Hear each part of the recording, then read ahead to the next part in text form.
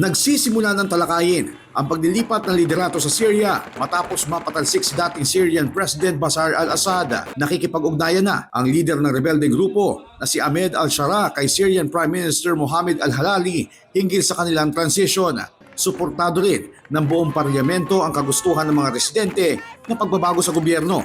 Ngunit anila, dapat alinsunod ito sa batas ng bansa. Samantala, nagpaabot naman ng suporta ang ilang mga pinuno ng iba't ibang bansa kasabay ng panawagan na dapat talikuran ng rebeldeng grupo ang anumang terorismo at karahasan kung balak nilang makipag-ugnayan sa mga lider. Naaresto na ang 26 na taong gulang na sospek sa pagpaslang sa isang health insurance executive sa Amerika.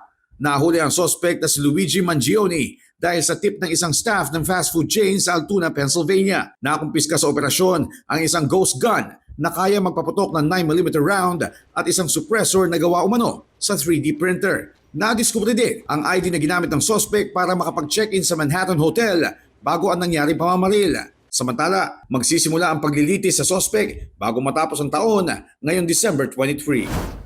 Binuksan na sa publiko ang kauna-unahang LGBTQ museum sa Poland. Highlight sa Natura Museum ang halos 150 artifacts na sumisimbolo sa makulay na kasaysayan ng LGBTQ movement sa bansa. Ang institusyon ay itinayo ng non-profit rights group na Lambda at kinilala bilang kauna-unahan sa buong post-communist Europe. Makikita sa museo ang ilang mga makasaysayan na obra na nagmula pa noong 16th century. Kasama na rin ng mga liham, litrato at mga halimbawa ng aktivismo na matagal na itinago dahil sa banta ng opresyon. Labis na maikinatuwa ng LGBTQ Polish campaigners at mga residente ang naturang proyekto na layong itaguyod ang pagkakapantay-pantay ng lahat ng tao, hindi lang sa kanilang bansa, kundi sa buong mundo.